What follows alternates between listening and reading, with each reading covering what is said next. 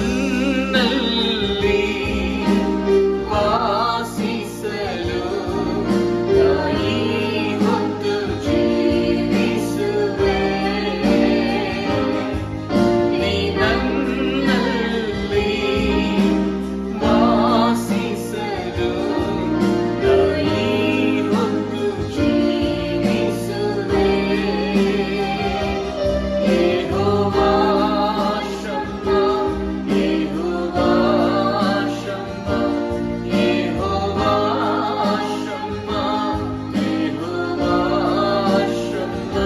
ಯೆಹೋವಾ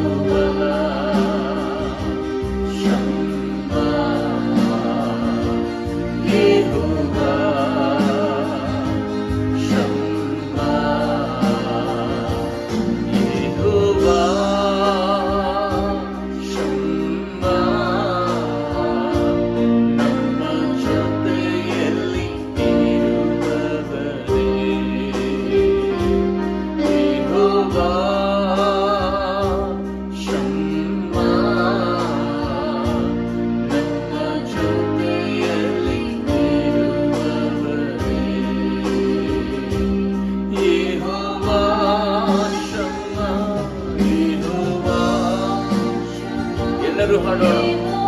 ದೇವಾದಿ ದೇವರನ್ನು ಸ್ತುತಿಸಿ. ಯೆಹೋವಾ ಶಮ್ಮ ದೇವರು ನಮ್ಮನ್ನು ಬಲಪಡಿಸುವ ದೇವರಾತನಾಗಿದ್ದಾನೆ. ಶಮ್ಮ ಯೆಹೋವಾ ಶಮ್ಮ.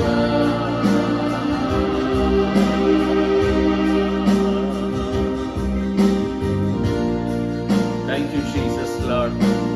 ದೇವರನ್ನ ದೈವ ಪ್ರಸನ್ನತೆ ನಮ್ಮ ಮಧ್ಯದಲ್ಲಿ ಹಿಡಿದು ಬಂದಿರುವುದಕ್ಕಾಗಿ ನಿನಗೆ ಕೋಟಿ ಕೋಟಿ ವಂದನೆಗಳನ್ನು ನಾವು ಸಲ್ಲಿಸೆ.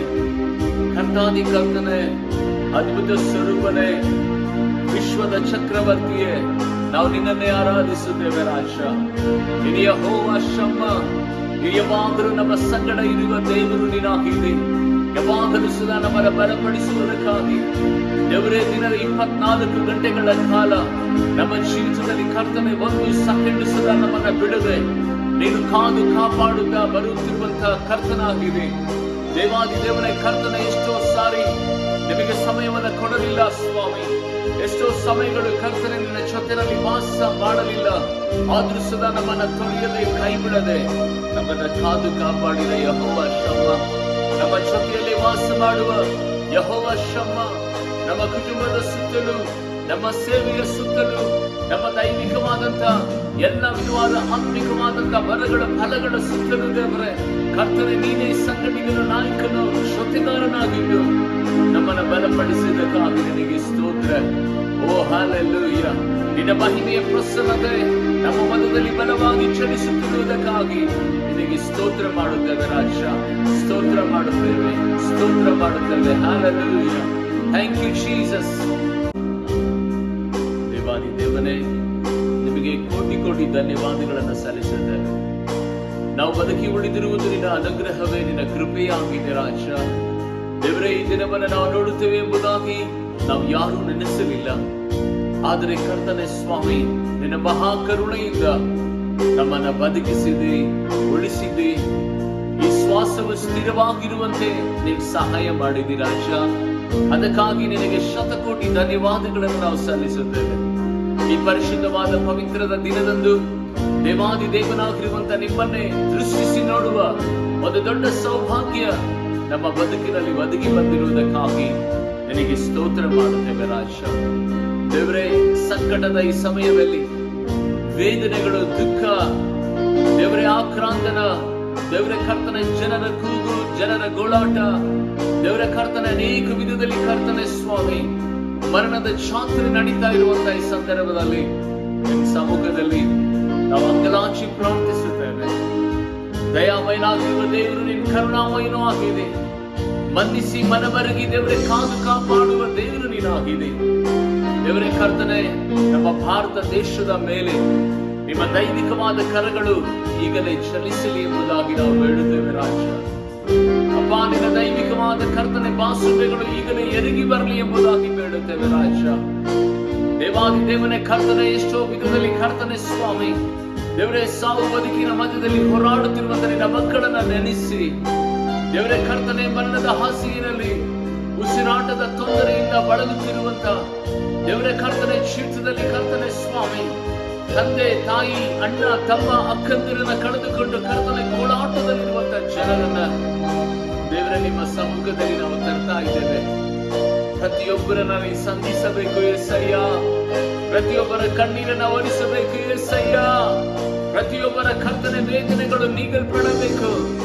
ಯಾಕೆಂದ್ರೆ ನಿನ್ನ ದೈವ ವಾಗ್ದಾನ ವಚನದಲ್ಲಿ ನೋಡುತ್ತೇವೆ, ನಾನೇ ನಾನೇ ನಾನೇ ಪ್ರತಿಯೊಬ್ಬರ ಮುಖದ ಮೇಲಿನ ಕಣ್ಣೀರನ್ನು ಒರೆಸುವ ದೇವರೆಂಬುದಾಗಿ, ನಿನ್ನ ದುಃಖವು ನೀಗಿ ಸಂತೋಷವಾಗಿ ಮಾರ್ಪಡಿಸುತ್ತೇನೆ ಎಂಬುದಾಗಿ, ನಿನ್ನ ಕಣ್ಣೀರು ನಿನ್ನ ಕರಕರೆಗಳು ನೀಗುತ್ತದೆ ಎಂಬುದಾಗಿ ದೇವಾದಿ ದೇವನೇ ಕರ್ತನೆ ಸ್ವಾಮಿ, ಲೂಕನ ಬರೆದ ಸುವಾರ್ತೆ 7ನೇ ಅಧ್ಯಾಯದ 14ನೇ ವರ್ಷದಲ್ಲಿ ಸ್ವಾಮಿ ಆ ಚಟ್ಟವನ್ನ ಮುಟ್ಟಿ ದೇವಾದಿ ದೇವನೇ ಕರ್ತನೆ ಸ್ವಾಮಿ, ಆ ಬಡ ವಿಧವೆಯ ಕಣ್ಣೀರನ್ನು ನೋಡಿದ ನೀನು ತಾನೇ ಕನಿಕರಪಟ್ಟು ದೇವರೇ ಸತ್ತಂತ ಆ ಯೌವನಸ್ಥರನ್ನ ಮುಟ್ಟಿ ಎದ್ದೇಳು ಎಂಬುದಾಗಿ ಹೇಳಿದಂತ ನಿನ್ನ ದೈವ ವಾಕ್ಯ, ನಿನ್ನ ಶಬ್ದ ಜನರ ಕಿವಿ ಮೇಲೆ ಬೀಳಬೇಕು ಯೇಸುವಿನ ನಾಮದಲ್ಲಿ.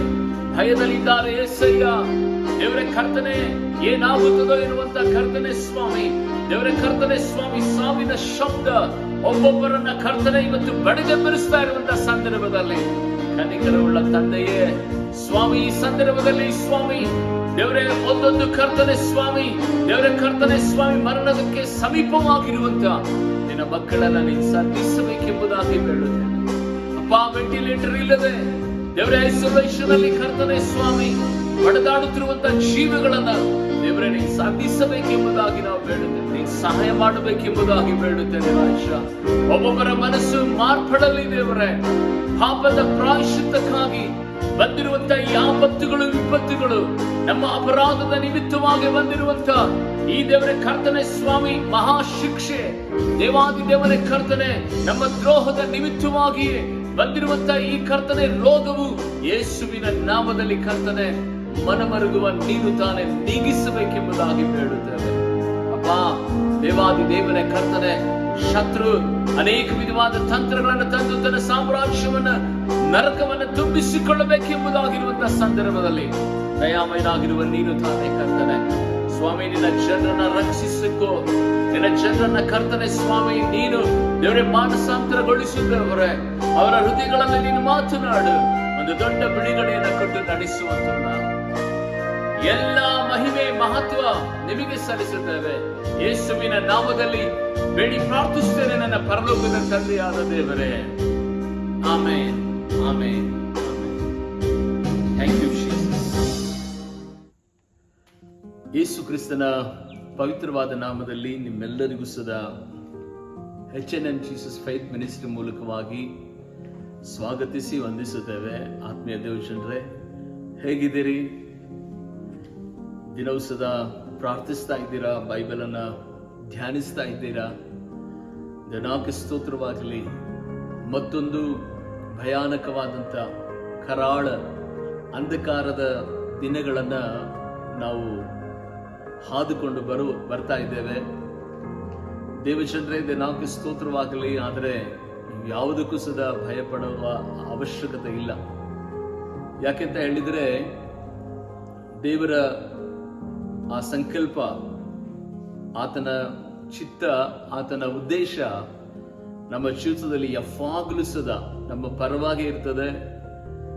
ನಮ್ಮ ಜೀವಿತದಲ್ಲಿ ಬರುವಂತ ತಡೆಗಳನ್ನ, ಇಂಥ ಒಂದು ಅನೇಕ ವಿಧವಾದಂತ ಇಕ್ಕಟ್ಟುಗಳನ್ನ ಹಾದು ಹೋಗಬೇಕಾದಂತ ಪರಿಸ್ಥಿತಿಯಲ್ಲಿ ಪ್ರತಿಯೊಬ್ಬರೂ ಸದಾ ಇವತ್ತು ವಿಶ್ವದಾದ್ಯಂತ ಇದೇ ನೆರಳಾಟ, ಇದೇ ಗೋಳಾಟ, ಇದೇ ವೇದನೆ ಅನೇಕ ವಿಧವಾದಂತ ಮಕ್ಕಳಿಗೆ ಈ ಲೋಕದಲ್ಲಿ ಇರುವುದಾದ್ರೂ ಸದಾ ದೇವರನ್ನ ನಂಬಿರುವಂತ ನಮಗಾದ್ರೂ ಸದಾ ಒಂದು ಧೈರ್ಯದ, ಒಂದು ಆದರಣೆಯ, ಒಂದು ನಂಬಿಕೆಯ ಒಂದು ಕ್ರಿಯೆ ಏನೆಂಬುದಾಗಿ ನೋಡುವಂತ ಸಂದರ್ಭದಲ್ಲಿ ನಮ್ಮ ಜೀವಿತದಲ್ಲಿ ನಾವು ಆರಾಧಿಸುವಂತ ದೇವರು ಆತನು ಸಜೀವವುಳ್ಳ ದೇವರು, ಪುನರುತ್ಥಾನ ಹೊಂದಿದ ದೇವರು, ಮರಣವನ್ನ ಜಯಿಸಿರುವ ದೇವರು, ಪಾತಾಳದ ಶಕ್ತಿಗಳನ್ನ ಆತನು ಗೆದ್ದಿರುವಂತ ಸರ್ವಶಕ್ತನೂ ಆತನಾಗಿರುವುದರಿಂದ ನಾವೆಲ್ಲರೂ ಸದಾ ಯೇಸು ಕ್ರಿಸ್ತನ ನಾಮದಲ್ಲಿ ಬಲಗೊಳ್ಳುವಂತವರಾಗೋಣ. ನಾವೆಲ್ಲರೂ ಸುಧಾ ಧೈರ್ಯದಿಂದ ಇರೋಣ. ದೇವ ಮಕ್ಕಳೇ, ಈ ಎರಡನೇ ಅಲೆ ಒಂದು ಸುನಾಮಿಯೋಪಾದಿಯಲ್ಲಿ ಇವತ್ತು ವಿಶ್ವವನ್ನ ಅಲುಗಾಡಿಸ್ತಾ ಇದೆ. ನಾವು ನೋಡುವಂತ ಸಂದರ್ಭದಲ್ಲಿ ಇಡೀ ವಿಶ್ವದಲ್ಲಿಯೇ ಅಮೆರಿಕ ದೇಶ ನಂಬರ್ 1 ಸ್ಥಾನದಲ್ಲಿತ್ತು, ಅದು ಮೊದಲನೇ ಸ್ಥಾನದಲ್ಲಿತ್ತು. ಆದರೆ ಇವತ್ತು ನೋಡುವಂತ ಸಂದರ್ಭದಲ್ಲಿ ಅದನ್ನ ಮೀರಿ ನಾವು ನೋಡ್ತಾ ಇದ್ದೇವೆ, ಭಾರತ ದೇಶ ಈ ಎರಡನೇ ಅಲೆಯಲ್ಲಿ ಮೊದಲನೇ ಸ್ಥಾನಕ್ಕೆ ದಾಪುಗಾಲಿಡ್ತಾ ಇದೆ. ಅಂತಹ ಒಂದು ಭಯಾನಕವಾದಂತಹ ಸ್ಥಿತಿ ಈ ಭಾರತದ ದೇಶದ ಮೇಲೆ ಈಗ ಎರಗಿ ಬರ್ತಾ ಇರುವಂತಹ ಸಂದರ್ಭದಲ್ಲಿ ಈ ಎರಡನೇ ಲಾಕ್ಡೌನ್ ಅನ್ನ ನಾವು ಸ್ವೀಕಾರ ಮಾಡ್ತಾ ಇದ್ದೇವೆ. ದೇವನಾಮಕ್ಕೆ ಸ್ತೋತ್ರವಾಗಲಿ. ಆದ್ರೂ ಸುಧಾ ನಾವೆಲ್ಲರೂ ಸುಧಾ ದೇವರ ಸಮ್ಮುಖದಲ್ಲಿ ಭಯಪಡದೆ ಧೈರ್ಯವಾಗಿರೋಣ. ನಾವು ಯೇಸುವಿನ ಮೇಲೆ ನಂಬಿಕೆ ಇಡೋಣ. ಯಾಕೆಂತ ಹೇಳಿದ್ರೆ ಭೂಮಿ ಆಕಾಶಗಳು ಅಳೆದು ಹೋಗ್ತದೆ, ಆದರೆ ಆತನ ಮಾತುಗಳಲ್ಲಿ ಒಂದು ಸದಾ ಅಳೆಯೋದಿಲ್ಲ. ಕರೋನಾ ಬರ್ತದೆ, ಅದು ಹೋಗ್ತದೆ. ಕರೋನಾ ಹೋದ ಮೇಲೆ ಇನ್ನೊಂದು ಯಾವುದೋ ಕಾಯಿಲೆ ಬರ್ತದೆ, ಇನ್ನೊಂದು ಯಾವುದೋ ವೈರಸ್ ಬರ್ತದೆ. ಇಷ್ಟಕ್ಕೆ ಇದು ನಿಂತುಕೊಳ್ಳೋದಿಲ್ಲ. ಮುಂದೆ ಇನ್ನು ಭಯಾನಕವಾದಂತ ಕತ್ತಲೆಯ ದಿನಗಳನ್ನ ನಾವು ಎದುರಿಸಬೇಕಾಗ್ತದೆ. ಆದರೆ ನಾನು ನಿಮ್ಮನ್ನು ಹೆದರಿಸ್ತಾ ಇಲ್ಲ ಯೇಸುವಿನ ನಾಮದಲ್ಲಿ. ಆದರೆ ಒಂದು ಸತ್ಯ ಏನಂದ್ರೆ, ದೇವರನ್ನು ಯಾರು ದೃಢವಾಗಿ ನಂಬಿದಾರೋ, ಯೇಸು ಕ್ರಿಸ್ತನ ಮೇಲೆ ಯಾರು ಆತುಕೊಂಡಿದ್ದಾರೋ, ಯಾರ್ಯಾರು ಆತನನ್ನ ಸ್ವಂತ ರಕ್ಷಕನನ್ನಾಗಿ ಅಂಗೀಕಾರ ಮಾಡಿಕೊಂಡಿದ್ದಾರೋ, ಅನೇಕ ವಿಧವಾದ ಕಷ್ಟಗಳು, ಅನೇಕ ವಿಧವಾದ ನಿಂದೆ, ಅಪಮಾನ ಅವರ ಜೀವಿತದಲ್ಲಿ ಹಾದು ಬರುವುದುಂಟು. ಆದರೆ ದೇವನಾಮಕ್ಕೆ ಸ್ತೋತ್ರವಾಗಲಿ, ಆ ಎಲ್ಲ ಕಷ್ಟ, ನಿಂದೆ, ಅಪಮಾನ, ಹೋರಾಟಗಳಲ್ಲಿ ದೇವರೇ ನಮ್ಮನ್ನ ಸಂಗಡಿಗನಾಗಿದ್ದುಕೊಂಡು ನಮ್ಮನ್ನ ಬಲಪಡಿಸಿ ಆತನ ನಡೆಸುವ ಕರ್ತನಾಗಿದ್ದಾನೆಂಬುದಾಗಿ ಯಾರ್ಯಾರು ನಂಬುತ್ತೀರೋ ಅಂತವರ ಗುಡಾರದಿಂದ ಯಾವುದೇ ವೈರಸ್ ಇರುವುದಾದರೂ, ಯಾವುದೇ ದುಷ್ಟ ಶಕ್ತಿಗಳಿರುವುದಾದರೂ, ಯಾವುದೇ ವಿಧವಾದಂತ ಈ ಲೋಕದ ಕತ್ತಲೆಯ ಕಾರ್ಯಗಳಿರುವುದಾದ್ರೂ ಸದಾ ದೇವರು ಅವೆಲ್ಲವುಗಳನ್ನ ಬಿಡಿಸಿ ಕಾದು ಕಾಪಾಡುತ್ತಾನೆ. ಯಾಕೆಂದ್ರೆ ದೇವರ ಮಕ್ಕಳಾಗಿರುವಂತ ನಮಗೆ ಒಂದು ಸತ್ಯ ಗೊತ್ತಿರಬೇಕು, ಸಂತೋಷ ಬಂದು ಹೋಗೋ ಗೆಸ್ಟ್ ತರ ರೀ, ಬರುತ್ತೆ ಹೋಗುತ್ತೆ. ಆದ್ರೆ ಈ ಲೋಕದಲ್ಲಿ ಕಷ್ಟಗಳು ಉಂಟು, ಆದ್ರೆ ಧೈರ್ಯವಾಗಿರ್ರಿ, ಆದ್ರೆ ನಾನು ಲೋಕವನ್ನ ಜಯಿಸಿದ್ದೇನೆಂಬುದಾಗಿ ಹೇಳಿ ನಮ್ಮನ್ನ ಮೊದಲೇ ಧೈರ್ಯಪಡಿಸಿರುವಂತ ಇಮ್ಮಾನುವೇಲನು, ನಮ್ಮ ಸಂಗಡಿಗನು, ಯಾವಾಗಲೂ ನಮ್ಮ ಜೊತೆಗಾರನಾಗಿರುವುದರಿಂದ ನಾವು ಯಾವುದಕ್ಕೂ ಸದಾ ಭಯಪಡದೆ ಆತನು ಹೇಳಿದ್ದಾನಲ್ವಾ, ನಾವು ಧೈರ್ಯವಾಗಿರಬೇಕೆಂಬುದಾಗಿ ಧೈರ್ಯ ದೇವನಾಮಕ್ಕೆ ಸ್ತೋತ್ರವಾಗಲಿ. ದೇವರು ನಮಗೆ ಕೊಡಲ್ಪಟ್ಟಂತ ಒಂದು ಅನುಗ್ರಹವಾಗಿರಲಿ. ಯಾವುದೇ ಸೋಂಕುಗಳಿಗೋ, ಯಾವುದೇ ವಿಧವಾದಂತ ಇಕ್ಕಟ್ಟುಗಳಿಗೋ, ಕಷ್ಟಗಳಿಗೋ ಹೆದರಬೇಕಾದಂತ ಅವಶ್ಯಕತೆ ಇಲ್ಲ. ಯಾಕೆಂತ ಹೇಳಿದ್ರೆ ಪ್ರೀತಿಯುಳ್ಳ ದೇವಶನರೇ, ಈ ಲೋಕದಲ್ಲಿ ಅಮಾವಾಸ್ಯೆ ಹೋದ ನಂತರ ಹುಣ್ಣಿಮೆ ಬರಲೇಬೇಕು. ಅಮಾವಾಸ್ಯೆ ಹೋದ ನಂತರ ಹುಣ್ಣಿಮೆ ಬರಲೇಬೇಕು. ಇವತ್ತು ನಿನ್ನ ಬದುಕಿನಲ್ಲಿ ಅಮಾವಾಸ್ಯೆ ಬಂದೆರಗಿರುವುದಾದ್ರೆ ಮುಂದೆ ಖಂಡಿತವಾಗಿ ಹುಣ್ಣಿಮೆ ಬರ್ತದೆ. ಯಾಕೆ ಇವತ್ತು ಪಾಸ್ಟರ್ ಅಮಾವಾಸ್ಯೆ ಹುಣ್ಣಿಮೆ ಬಗ್ಗೆ ಮಾತನಾಡ್ತಾ ಇದ್ದಾರೆ? ಏನಾದ್ರೂ ಚೇಂಜ್ ಆಗ್ಬಿಟ್ರ ಪಾಸ್ಟರ್ ವೆಂಕಟೇಶ್ ಎಂಬುದಾಗಿ ನೀವು ತಿಳಿದುಕೊಂಡಿರಬಹುದು. ಆದ್ರೆ ದೇವನಾಮಕ್ಕೆ ಸ್ತೋತ್ರವಾಗಲಿ, ದೈವ ವಾಗ್ದಾನದಲ್ಲಿರುವಂತಹ ವಚನವನ್ನೇ ಇವತ್ತು ನಿಮ್ಮ ಮುಂದೆ ಸ್ಪಷ್ಟಪಡಿಸುವುದಕ್ಕೆ ನಾನು ಇಷ್ಟಪಡ್ತೇನೆ. ಕಾರಣ ಅಂತ ಹೇಳಿದ್ರೆ ದೇವನಾಮಕ್ಕೆ ಸ್ತೋತ್ರವಾಗಲಿ, ಅಮಾವಾಸ್ಯನ ಅಂದ್ರೆ ಕತ್ತಲೆಯನ್ನ, ಕಷ್ಟವನ್ನ ಯಾರು ಇಷ್ಟಪಡೋದಿಲ್ಲ. ಆದ್ರೆ ಹುಣ್ಣಿಮೆ ಅಂದ್ರೆ ಪರಿಪೂರ್ಣವಾದ ಚಂದ್ರನ ಬೆಳಕನ್ನ ಎಲ್ಲರೂ ಸದಾ ಇಷ್ಟಪಡುವಂತವರಾಗಿದ್ದಾರೆ. ಇವತ್ತು ಈ ಕರೋನಾ ಎನ್ನುವಂತ ಸಂಗತಿ ಅಮಾವಾಸ್ಯೆಗೆ ಒಂದು ಗುರುತಾಗಿದೆ, ಕಷ್ಟಕ್ಕೆ ಒಂದು ಗುರುತಾಗಿದೆ, ನೋವಿಗೆ ಒಂದು ಗುರುತಾಗಿದೆ. ಅಮಾವಾಸ್ಯೆ ಆದ ನಂತರ ದೇವನಾಮಕ್ಕೆ ಸ್ತೋತ್ರವಾಗಲಿ, ಮೆಲ್ಲ ಮೆಲ್ಲಗೆ ಚಂದ್ರನ ಬೆಳಕು ಯಾವ ರೀತಿಯಾಗಿ ಅದು ವ್ಯಾಪರಿಸುತ್ತಾ ಪರಿಪೂರ್ಣವಾದ ಹುಣ್ಣಿಮೆ ದಿನದಂದು ಯಾವ ರೀತಿಯಾಗಿ ಅದು ಬೆಳಕನ್ನ 100ರಷ್ಟು ಸ್ಪಷ್ಟಪಡಿಸ್ತದೋ ಅದೇ ರೀತಿಯಲ್ಲಿ ಈ ಕರೋನಾ ದೇವನಾಮಕ್ಕೆ ಸ್ತೋತ್ರವಾಗಲಿ ಶಾಶ್ವತವಲ್ಲ. ಯಾವುದೇ ವೈರಸ್ಗಳು ಶಾಶ್ವತವಲ್ಲ, ಯಾವುದೇ ರೋಗಗಳು ಶಾಶ್ವತವಲ್ಲ. ಯೇಸು ಕ್ರಿಸ್ತನ ವಾಕ್ಯವೇ ಅದು ಶಾಶ್ವತವಾಗಿದೆ. ಯೇಸು ಕ್ರಿಸ್ತನೇ ಆತನು ಶಾಶ್ವತವಾಗಿದೆ.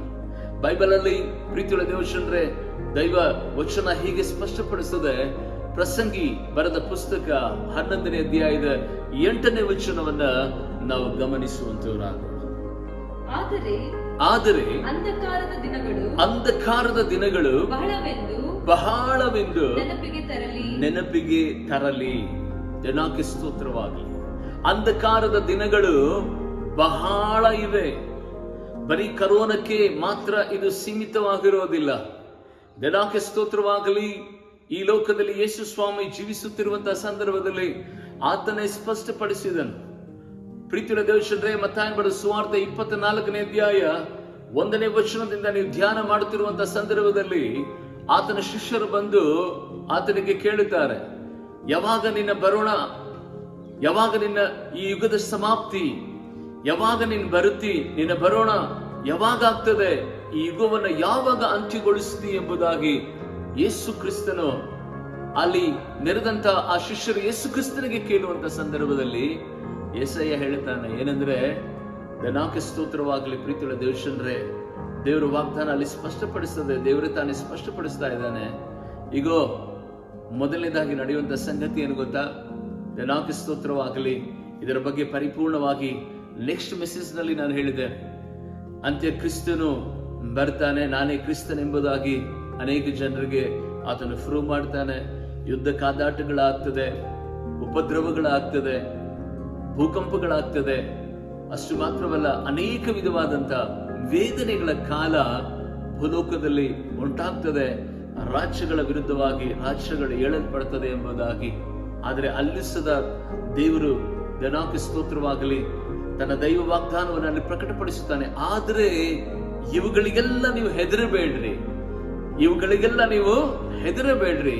ಇದು ಅಂತ್ಯಕಾಲವಲ್ಲ, ಇದು ಅಂತ್ಯಕಾಲವಲ್ಲ. ಇಷ್ಟೆಲ್ಲ ಲೀಸ್ಟ್ ಅನ್ನು ಕೊಟ್ಟ ನಂತರ ಯೇಸು ಕ್ರಿಸ್ತನು ಅಲ್ಲಿ ಸ್ಪಷ್ಟಪಡಿಸ್ತಾ ಇದ್ದಾನೆ, ಇದು ಅಂತ್ಯಕಾಲವಲ್ಲ. ಇನ್ನು ಭೂಲೋಕದಲ್ಲಿ ಜನರು ಇರ್ತಾರೆ, ಭೂಕಂಪಗಳಾಗಬಹುದು, ಬರಗಾಲಗಳಾಗಬಹುದು, ಯುದ್ಧಗಳು ನಡೆಯಬಹುದು. ದೇವರಿಗೆ ಸ್ತೋತ್ರವಾಗಲಿ. ಅನೇಕ ವಿಧವಾದಂತ ಕಾದಾಟಗಳು ಈ ಭೂಲೋಕದಲ್ಲಿ ನಡೆಯುವುದು ಉಂಟು. ಆದರೆ ದೇವರಿಗೆ ಸ್ತೋತ್ರವಾಗಲಿ, ಇದು ಯುಗದ ಅಂತ್ಯವಲ್ಲ. ಯುಗದ ಅಂತ್ಯ, ದೇವರಿಗೆ ಸ್ತೋತ್ರವಾಗಲಿ, ಅದು ಯೇಸು ಕ್ರಿಸ್ತನ ಕೈನಲ್ಲಿ ಇದೆ. ಅದಕ್ಕಾಗಿಯೇ ತನ್ನ ಮಕ್ಕಳನ್ನ, ತನ್ನ ಸೇವಕರುಗಳನ್ನ, ಅಪೊಸ್ತಲರನ್ನ ಆತನು ಉತ್ತೇಜಿಸಿ ಮಾತನಾಡುತ್ತಾನೆ, ಇವು ಅಂತ್ಯಕಾಲವಲ್ಲ ಎಂಬುದಾಗಿ. ಪ್ರೀತಿಯುಳ್ಳ ದೇವಜನರೇ, ಇದಕ್ಕೆ ಸರಿಸಾಟಿಯಾಗಿ ಪ್ರಕಟಣೆ ಗ್ರಂಥದಲ್ಲಿ ನಾವು ನೋಡುತ್ತೇವೆ. 6ನೇ ಅಧ್ಯಾಯವನ್ನು ನೋಡುವಂತ ಸಂದರ್ಭದಲ್ಲಿ ಆ 7 ಮುದ್ರೆಗಳು ಒಡೆಯಲ್ಪಟ್ಟಂತ ಸಂದರ್ಭದಲ್ಲಿ ನಾವು ತಿಳ್ಕೊಂಡು ಬಿಟ್ಟಿರ್ತೇವೆ, ಬೆಳೆ ಕುದುರೆಯನ್ನು ಏರಿ ಅಲ್ಲಿ ಒಬ್ಬ ಕಿರೀಟವನ್ನು ಇಟ್ಟುಕೊಂಡು ಬರ್ತಾನೆ ಎಂಬುದಾಗಿ. ದೇವರಿಗೆ ಸ್ತೋತ್ರವಾಗಲಿ. ಮೊದಲನೇ ಮುದ್ರೆ ಒಡೆಯಲ್ಪಡುವಾಗ, 2ನೇ ಮುದ್ರೆ ಒಡೆಯಲ್ಪಡುವಾಗ, ದೇವರಿಗೆ ಸ್ತೋತ್ರ 7 ಮುದ್ರೆಗಳನ್ನು ಒಡೆಯಲ್ಪಡುವಂತ ಸಂದರ್ಭದಲ್ಲಿ ದೇವರಿಗೆ ಸ್ತೋತ್ರವಾಗಲಿ, ಈ ದೇಶದಲ್ಲಿ, ಈ ಪ್ರಪಂಚದಲ್ಲಿ, ಈ ಭೂಮಂಡಲದಲ್ಲಿ ಶತ್ರು ಏಳುತ್ತಾನೆ. ತನ್ನ ಕಾರ್ಯವನ್ನ ಅಲ್ಲಿ ಪ್ರಕಟಿಸುವುದನ್ನ, ಅಲ್ಲಿ ಅಂತ್ಯಕ್ರಿಸ್ತನ ಒಂದು ತಡೆಗಳನ್ನ ತರುವುದನ್ನ ಅಲ್ಲಿ ಯೇಸು ಕ್ರಿಸ್ತನು ಅಲ್ಲಿ ಪ್ರಕಟಿಸುವುದನ್ನು ನೋಡುತ್ತೇವೆ. ಅದಕ್ಕಾಗಿಯೇ ದೇವರಿಗೆ ಸ್ತೋತ್ರವಾಗಲಿ. ಪ್ರೀತಿಯುಳ್ಳ ದೇವಜನರೇ, ಇಲ್ಲಿ ಪ್ರಸಂಗಿಯಲ್ಲಿ ದೇವರ ವಚನ, ದೇವರ ಆತ್ಮನ ಸ್ಪಷ್ಟಪಡಿಸ್ತಾ ಇದ್ದಾನೆ. ದೇವರಿಗೆ ಸ್ತೋತ್ರವಾಗಲಿ. ಅಂಧಕಾರದ ದಿನಗಳು ಇನ್ನು ಬಹಳ ಇವೆ. ಅದಕ್ಕಾಗಿ ನೀವೆಲ್ಲರೂ ಸದಾ ಧೈರ್ಯಗೊಳ್ಳಬೇಕು ಯೇಸು ಕ್ರಿಸ್ತನ ನಾಮದಲ್ಲಿ. ಆತ್ಮೀಯ ದೇವಜನರೇ, ಅಂಧಕಾರದ ದಿನಗಳು ಇನ್ನು ಇದು ಪ್ರಾರಂಭವಾಗ್ತದೆ. ಯಾರ್ಯಾರು ಯೇಸು ಕ್ರಿಸ್ತನ ಮೇಲೆ ನಂಬಿಕೆ ಇಟ್ಟು ಆತನೇ ನಿಜ ರಕ್ಷಕನೆಂಬುದಾಗಿ ಅರಿತು ದೇವರ ಸನ್ನಿಧಾನದಲ್ಲಿ ಇನ್ನೂ ಹೆಚ್ಚಾಗಿ ಭಯಭಕ್ತಿಯಲ್ಲಿ, ಇನ್ನೂ ಹೆಚ್ಚಾದ ಪ್ರಾರ್ಥನೆಯಲ್ಲಿ, ವಾಕ್ಯ ಧ್ಯಾನದಲ್ಲಿ, ವಾಕ್ಯದ ಗುಡ್ಡಾರ್ಥಗಳನ್ನು ಅರ್ಥಕೊಳ್ಳುವುದಕ್ಕೆ ಸಿದ್ಧಪಡಿಸಿಕೊಳ್ಳುವುದಕ್ಕೋಸ್ಕರವಾಗಿ ಯಾರ್ಯಾರು ತವಕಪಟ್ಟು, ಯಾರ್ಯಾರು ಹೆಚ್ಚಾದಂತ ಪ್ರಾರ್ಥನೆಗಳಲ್ಲಿ ತಗ್ಗಿದ್ದುಕೊಂಡು ದೇವರ ರಾಜ್ಯದ ಆ ಸಮೀಪಕ್ಕೋಸ್ಕರವಾಗಿ, ಆತನ ಬರಣಕ್ಕೋಸ್ಕರವಾಗಿ ಯಾರ್ಯಾರು ಸಿದ್ಧರಾಗ್ತಾ ಇದ್ದಾರೋ, ಇಂಥ 1000 ಅಂಧಕಾರದ ದಿನಗಳು ಬರುವುದಾದರೂ ಸದಾ ಆತ್ಮೀಯ ದೇವಜನರೇ, ಅವರಿಗೆ ಹೆದರಿಕೆ ಇರೋದಿಲ್ಲ, ಅವರಿಗೆ ಭಯನೇ ಇರೋದಿಲ್ಲ. ಕಾರಣ ಏನಂದ್ರೆ ದೇವರಿಗೆ ಸ್ತೋತ್ರವಾಗಲಿ, ಮುನ್ಸೂಚನೆಯಾಗಿ ಮುಂದೆ ಏನು ನಡೀತದೆ ನನ್ನ ಬರೋಣದಲ್ಲಿ ಎಂಬುದಾಗಿ ದೇವರೇ ಪ್ರಕಟಿಸಿರುವುದರಿಂದ ದೇವರಿಗೆ ಸ್ತೋತ್ರವಾಗಲಿ. ಆಧ್ಯಾತ್ಮಿಕವಾಗಿ ವಾಕ್ಯದ ಅಡಿದಾವರಿಯಲ್ಲಿ ಜೀವಿಸುವಂತ ದೈವ ಭಕ್ತರಿಗೆ ಯಾವುದೇ ವಿಧವಾದಂತ ಆತಂಕ ಇರೋದಿಲ್ಲ, ಭಯ ಇರೋದಿಲ್ಲ, ಅವರು ಯಾವುದಕ್ಕೂ ಹೆದರೋದಿಲ್ಲ. ದೇವನಾಕ್ಕೆ ಸ್ತೋತ್ರವಾಗಲಿ. ಅವ್ರು ಹೆದರುವುದಾದ್ರೆ ಕರ್ತನಿಗೆ ಮಾತ್ರ ಹೆದರುವಂತವರಾಗಿದ್ದಾರೆ. ದೇವನಾಕ್ಕೆ ಮಹಿಮೆ ಉಂಟಾಗಲಿ. ಪ್ರೀತಿಯ ದೇವಚಂದ್ರೇ, ನೀವೆಲ್ಲರೂ ದೃಢಗೊಳ್ಳಬೇಕೆಂಬುದಾಗಿಯೇ ದೇವರು ಈ ಒಳ್ಳೆಯ ಸಮಯದಲ್ಲಿ ನಮ್ಮ ಸಂಗಡ ಮಾತನಾಡ್ತಾ ಇದ್ದಾನೆ. ಇನ್ನು ಅಂಧಕಾರದ ದಿನಗಳು ಬಹಳ ಇದೆ. ಯೇಸು ಕ್ರಿಸ್ತನ ಬರೋದಕ್ಕಿಂತ ಮುಂಚೆ ಅನೇಕ ಸಂಗತಿಗಳನ್ನು ನಾವು ನೋಡ್ತೇವೆ, ಅನೇಕ ಸಂಗತಿಗಳನ್ನು ನಾವು ಕೇಳುತ್ತೇವೆ, ಅನೇಕ ವಿಧವಾದಂತ ಇಕ್ಕಟ್ಟುಗಳಲ್ಲಿ ನಾವು ಹಾದು ಹೋಗುತ್ತೇವೆ. ಆದರೆ ದೇವನಾಕ್ಕೆ ಸ್ತೋತ್ರವಾಗಲಿ, ನಮ್ಮನ್ನ ಯಾವ ಶಕ್ತಿಗಳು, ಯಾವುದೇ ವಿಧವಾದ ತಡೆಗಳು ನಮ್ಮನ್ನ ಮುಟ್ಟೋದಕ್ಕೆ ಆತನು ಬಿಡೋದಿಲ್ಲ. ಅಂದ್ರೆ ಯಾರ್ಯಾರು ಆತನ ಮೇಲೆ ಭಕ್ತಿ ವೈರಾಗ್ಯವುಳ್ಳವರಾಗಿರ್ತಾರೋ ಅವರ ಸುತ್ತಲೂ ಬೆಂಕಿ ಬೇಲಿಯನ್ನ ಹಾಕಿ ಆತನು ಕಾದು ನಡೆಸುವಂತನಾಗಿದ್ದಾನೆ. ಆಗ್ಲೇ ತಾನೇ ನಾನು ಹೇಳಿದೆ, ಇದು ಅಮಾವಾಸ್ಯೆಯ ದಿನಗಳು ಪ್ರಾರಂಭವಾಗಿದೆ ಎಂಬುದಾಗಿ. ಆತ್ಮೀಯ ದೇವಚಂದ್ರೇ, ದೇವನಾಕ್ಕೆ ಸ್ತೋತ್ರವಾಗಲಿ. ಇಸ್ರೇಲರ ಒಂದು ಜೀವಿತದಲ್ಲಿ ನೋಡುವಂತ ಸಂದರ್ಭದಲ್ಲಿ ಅವರು ವೈಯಕ್ತಿಕವಾಗಿ ಅನೇಕ ಸಂದರ್ಭಗಳಲ್ಲಿ ಅವರು ಕಷ್ಟಗಳಲ್ಲಿರುವಾಗ, ಅವರ ಹಬ್ಬದ ದಿನಗಳನ್ನು ನೋಡುವಂತ ಸಂದರ್ಭದಲ್ಲಿ, ಅವರ ಉತ್ಸವದ ದಿನಗಳನ್ನು ನೋಡುವಂತ ಸಂದರ್ಭದಲ್ಲಿ ದೇವನಾಕ್ಕೆ ಸ್ತೋತ್ರವಾಗಲಿ, ಅವರು ಆ ತುತ್ತೂರಿ ಶಬ್ದವನ್ನ ಆ ಅಮಾವಾಸ್ಯೆಯಿಂದಲೇ ಪ್ರಾರಂಭ ಮಾಡ್ತಾ ಇದ್ರು ಎಂಬುದಾಗಿ ಬೈಬಲ್ ಅಲ್ಲಿ ನಾವು ನೋಡುತ್ತೇವೆ. ಓದಿಕೊಳ್ಳೋಣ ಕೀರ್ತನೆ 81ನೇ ಅಧ್ಯಾಯದ 3ನೇ ವಚನವನ್ನ. ಅಮಾವಾಸ್ಯೆಯಲ್ಲಿಯೂ ನಮ್ಮ ಉತ್ಸವದ ದಿನವಾಗಿರುವ ಪೂರ್ಣಿಮೆಯಲ್ಲಿಯೂ ನಾವು ಕೊಂಬನ್ನ ಊದಿರಿ ಎಂಬುದಾಗಿ ದೇವನಾಕ್ಕೆ ಸ್ತೋತ್ರವಾಗಲಿ. ಇಸ್ರಾಯೇಲರನ್ನ ಕುರಿತು ಅಲ್ಲಿ ದೇವರಾತ್ಮನು ಸ್ಪಷ್ಟಪಡಿಸುತ್ತಾರೆ. ಪ್ರೀತಿಯುಳ್ಳ ದೇವಚಂದ್ರ, ಯಾಕೆ ಅವರು ಹಬ್ಬದ ದಿನದಲ್ಲಿ ತಾನೇ ಕೊಂಬು ಊದಬೇಕು? ಆದರೆ ಅಲ್ಲಿ ಹಬ್ಬದ ದಿನ ಎಂಬುದಾಗಿ ಮೊದಲೇ ಬರೆಯಲ್ಪಟ್ಟಿಲ್ಲ. ಅಲ್ಲಿ ಬರೆದಿರುವಂಥದ್ದು ಅಮಾವಾಸ್ಯೆಯಲ್ಲಿಯೂ ಉತ್ಸವಗಳಲ್ಲಿಯೂ ಹುಣ್ಣಿಮೆಯ ದಿನಗಳಲ್ಲಿಯೂ ನೀವು ಕೊಂಬನ್ನ ಊದಿರಿ ಎಂಬುದಾಗಿ ಅಲ್ಲಿ ದೈವ ವಚನ ಸ್ಪಷ್ಟಪಡಿಸುವುದನ್ನು ನಾವು ನೋಡುತ್ತೇವೆ. ಅಮಾವಾಸ್ಯೆ ಅದು ಕಷ್ಟಕ್ಕೆ ಗುರುತಾಗಿದೆ.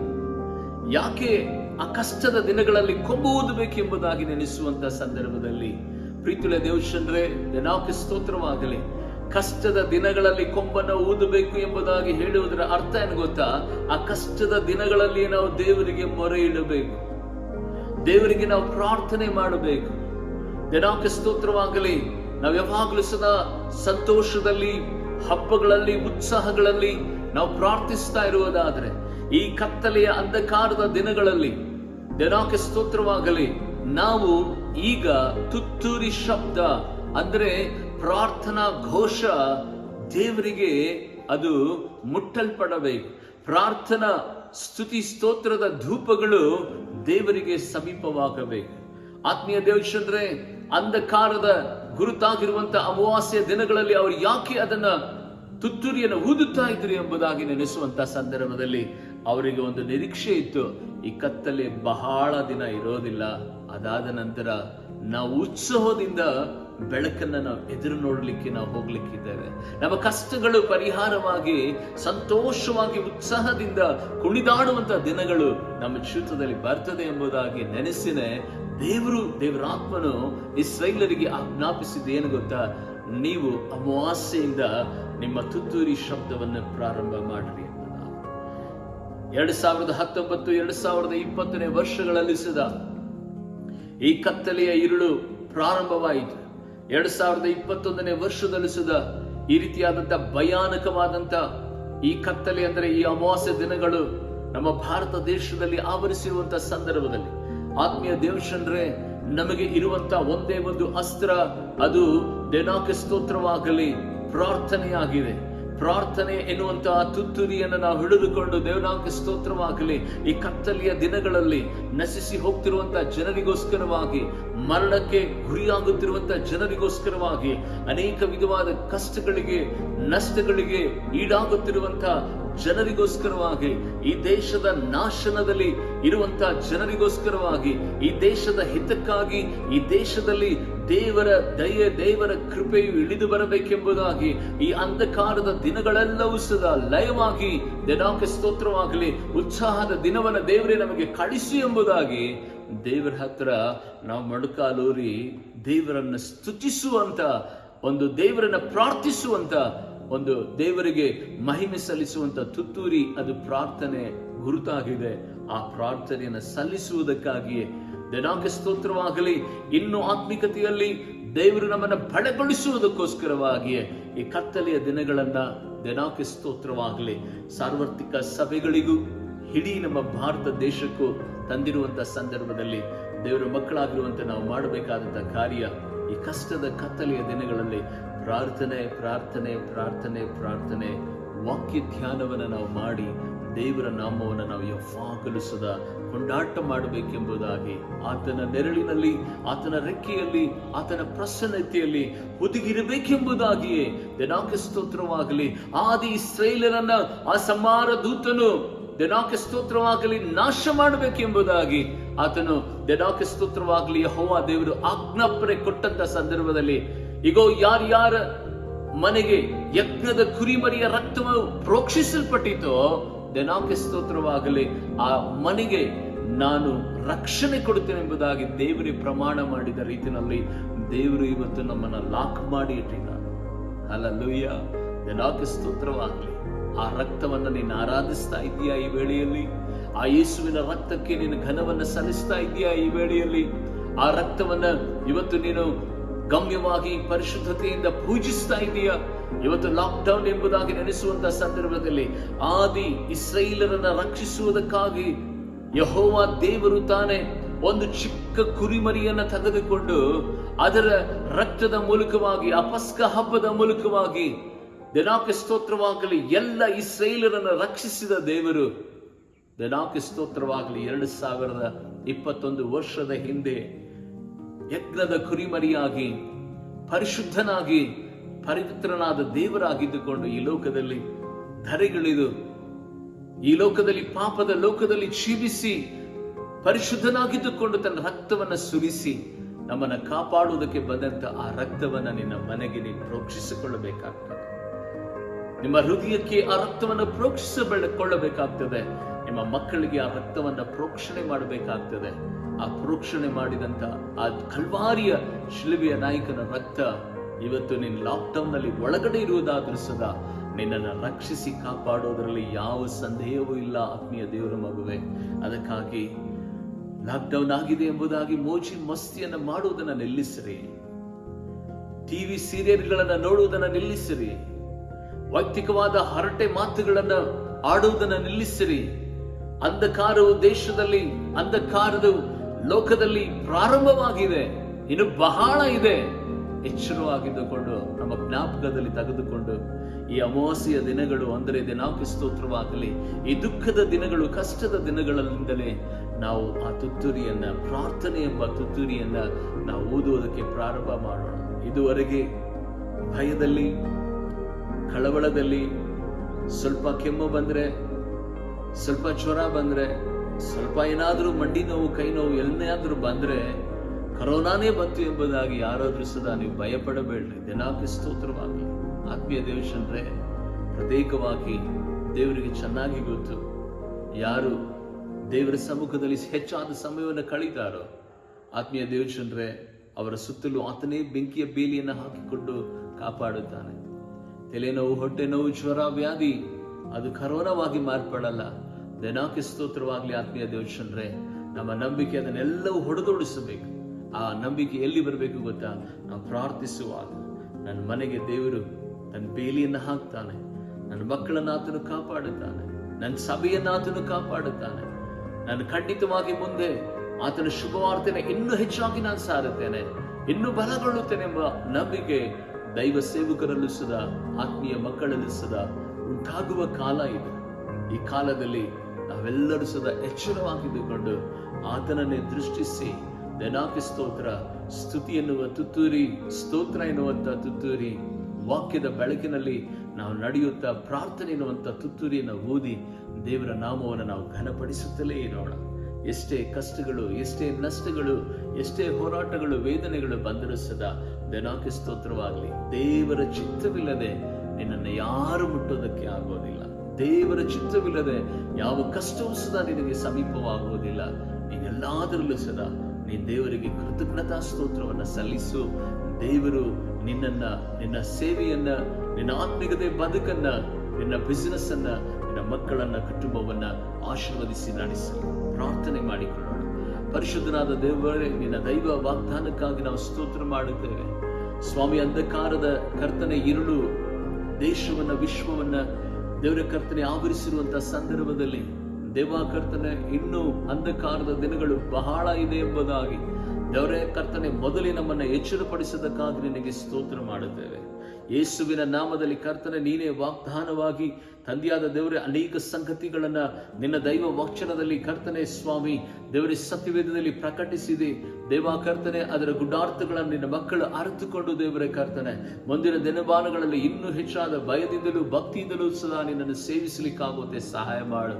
ದೇವರ ಕರ್ತನೆ, ಎಲ್ಲೆಲ್ಲಿ ಭಯ ದೇವರ ಕರ್ತನೆ ಸ್ವಾಮಿ, ಎಲ್ಲೆಲ್ಲಿ ಕಣ್ಣೀರು ವೇದನೆಗಳು ಕರ್ತನೆ ಮಕ್ಕಳನ್ನ ಮುತ್ತಿಕೊಂಡಿದೆಯೋ ಆ ಎಲ್ಲ ವಿಧವಾದ ಶಕ್ತಿಗಳಿಂದ ದೂರ ಸರಿಸಿ ನೂತನ ಬಲವನ್ನು ನೀನು ಅನುಗ್ರಹಿಸಿ ದೇವಾದಿ ದೇವನಾಗಿರುವಂತ ನೀನು ತಾನೇ ಕರ್ತನೆ ಪ್ರಾರ್ಥನಾತ್ಮನಿಂದ ನೀನು ತುಂಬಿಸು ಸ್ವಾಮಿ. ವಾಕ್ಯಗಳ ಗುಡ್ಡಾರ್ಥಗಳನ್ನ ನಿನ್ನ ಮಕ್ಕಳು ಅರ್ಥಕೊಳ್ಳಲಿಕ್ಕಾಗುತ್ತೆ ಮನಕಣ್ಣುಗಳನ್ನು ತೆರೆ ಮಾಡು.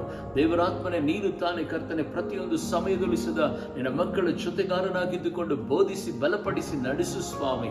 ನಿನ್ನ ರಕ್ತವು ಕರ್ತನೆ ಒಬ್ಬೊಬ್ಬರ ಗುಡಾರವನ್ನ ಆಳ್ವಿಕೆ ಮಾಡಲಿ ದೇವರೇ. ಯೇಸುವಿನ ರಕ್ತಕ್ಕೆ ಕರ್ತನೆ ಸ್ವಾಮಿ, ಯಾರ್ಯಾರು ವಿಧೇಯರಾಗಿ ಯಾರ್ಯಾರು ಭಯಭಕ್ತಿಯಿಂದ ದೇವಾ ನಿಮ್ಮ ನಾಮವನ್ನು ಘನಪಡಿಸುತ್ತಾರೋ ಪ್ರತಿಯೊಬ್ಬರನ್ನ ಯೇಸುವಿನ ನಾಮದಲ್ಲಿ ತಂದೆಯಾದ ದೇವರೇ ನೀನು ರಕ್ಷಿಸು, ಆಶೀರ್ವದಿಸು, ಬಲಪಡಿಸು ರಾಜ. ಈ ಕಷ್ಟದ ದಿನಮಾನಗಳಲ್ಲಿ ಕರ್ತನೆ ಪ್ರತಿಯೊಬ್ಬರಿಗೂ ಬೇಕಾದ ಆರೋಗ್ಯವನ್ನ, ದೈವ ಸಮಾಧಾನವನ್ನ ದೇವರೇ ಬೇಕಾದಂತ ಕರ್ತನೆ ಆಹಾರ ವಸ್ತುಗಳನ್ನ ದೇವರೇ ಒದಗಿಸಿಕೊಳ್ಳು ದೇವರೇ. ಎಲ್ಲ ವಿಧವಾದ ಕರ್ತನೆ ಸ್ವಾಮಿ ತಡೆಗಳಿಂದ ನಿನ್ನ ಮಕ್ಕಳನ್ನ ದೂರ ಸರಿಸಿ ಬಲಪಡಿಸುವುದರ ಮೂಲಕವಾಗಿ ನಿಮ್ಮ ನಾಮವನ್ನು ಮಹಿಮೆಪಡಿಸಿ ಯೇಸು ಕ್ರಿಸ್ತನ ನಾಮದಲ್ಲಿ ಬೇಡಿ ಪ್ರಾರ್ಥಿಸ್ತೇನೆ ನನ್ನ ಪರಲೋಕದ ತಂದೆಯಾದ ದೇವರೇ, ಆಮೆನ್, ಆಮೆನ್. ದೇವರು ನಿಮ್ಮನ್ನ ಆಶೀರ್ವದಿಸಿ ಅಭಿವೃದ್ಧಿಪಡಿಸಲಿ. ಯಾರು ಹೆದರಬೇಡ್ರಿ, ದೇವರ ಕೃಪೆ ಸದಾಕಾಲ ನಿಮ್ಮ ಜೊತೆನಲ್ಲೇ ಇರ್ತದೆ. ಆಮೆನ್. God bless you.